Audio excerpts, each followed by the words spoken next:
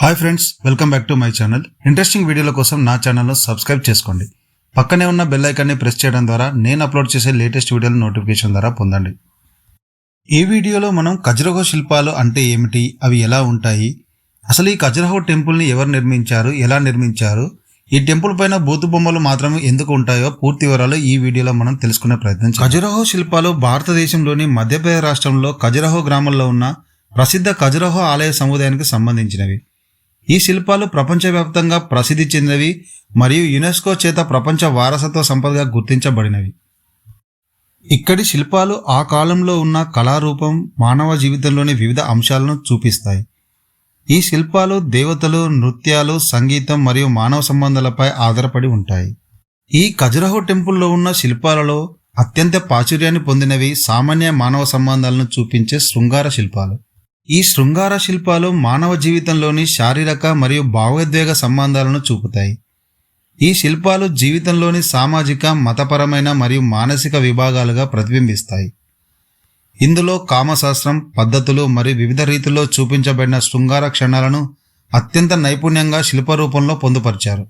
ఇక్కడి శిల్పాలలో కామశాస్త్రాన్ని ఒక ప్రకృతియుక్తమైన భాగంగా చూపించడం విశేషం. ఈ టెంపుల్లోని ప్రతి శిల్పం సూక్ష్మమైన మరియు నైపుణ్యంతో చెక్కబడింది. శిల్పాలపై వ్యక్తుల శరీర భంగిమలు, భావాలు స్పష్టంగా ప్రతిబింబిస్తాయి. దేవతా విగ్రహాలు, నృత్యశిలలు మరియు సహజ దృశ్యాలు కూడా వీటిలో భాగంగా ఉంటాయి. ఖజురహో శిల్పాలు పురాతన భారతీయ సమాజంలో ఉన్న ఆలోచన విధానాలు, మానవ జీవితానికి సంబంధించిన సమగ్ర దృక్కోణాలను సూచిస్తాయి. ఈ ఖజురహో టెంపుల్ అనేది 10వ మరియు 12వ శతాబ్దాల మధ్య చందేలా పాలకులచే నిర్మించబడింది. ఈ రాజుల కాలంలో 85 దేవాలయాలు నిర్మించబడ్డాయి. అయితే ఈ సముదాయంలో కేవలం 25 దేవాలయాలు మాత్రమే మిగిలి ఉన్నాయి. ఈ ఖజురహోలో చాలా ఆలయాల నిర్మాణాలు ఇసుకతో నిర్మించబడ్డాయి.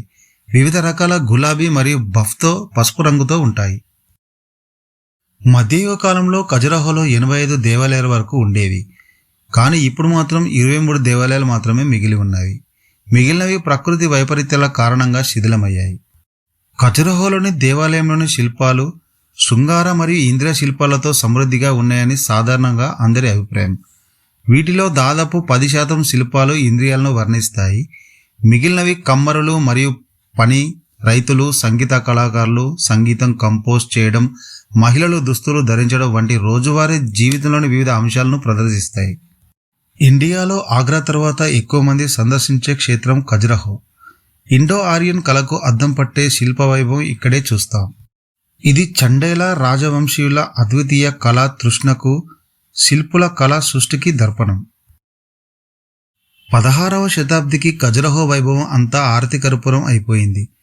1838 వరకు దీని గురించి బయట ప్రపంచానికి తెలియదు. బ్రిటిష్ సర్వేయర్ టిఎన్ బర్డ్ పల్లకిలో వెళ్తూ ఉంటే అది కింద పడుతుంది. దాన్ని బాగు చేస్తున్నప్పుడు ఈ కళాఖండాలను చూసి ఆశ్చర్యపోతాడు టిఎన్ బర్డ్. భారతదేశంలోని అన్ని దేవాలయాల వైభవం ఇక్కడే చూడవచ్చు అని రిపోర్ట్ రాశాడు టిఎన్ బర్డ్. మహాత్మా గాంధీ ఈ ఆలయాలను చూసి చాలా జుగుప్సకరమైన శిల్పాలని, వీటిని వెంటనే తొలగించాలని హితవు పలికాడు. దానికి స్పందించిన గురుదేవులు రవీంద్రనాథ్ ఠాగూర్ ఖజురహో జాతీయ నిధి అని, దాన్ని కూల్చేయమనడం అవివేకమని, అలా చేస్తే మన పూర్వీకులు మరీ శృంగార జీవులు అనే అభిప్రాయం ఏర్పడుతుందని గాంధీజీకి క్లాస్ పీకాడు. ఖజురహో ఆలయాలన్నీ అత్యంత నాణ్యమైన శుద్ధి చేసిన ఇసుక రాయితో నిర్మితమైనవి. లేత పసుపు రంగు, కొద్దిపాటి ఊదా రంగు రాయి తూర్పు తటాక తీరంలోని పన్నా నుండి తెచ్చారు. పెద్ద పెద్ద రాళ్లను క్వారీల వద్దనే శిల్పాలుగా మలిచి ఇక్కడికి రవాణా చేశారు. వాటిని దేవాలయ ప్రాంతంలో ఒకదానితో ఒకటి అంటించి ఆలయాన్ని నిర్మించారు. ఈ ఖజురహోలో ముఖ్యమైన దేవాలయాలు సూర్య దేవాలయం, చతుర్భుజ దేవాలయం, బ్రహ్మ దేవాలయం, చిత్రగుప్త దేవాలయం, పార్శ్వ దేవాలయం, దేవి జగదాంబ దేవాలయం, లక్ష్మణ దేవాలయాలు ఉన్నాయి. మరిన్ని ఇంట్రెస్టింగ్ వీడియోల కోసం నా ఛానల్ను సబ్స్క్రైబ్ చేసుకోండి.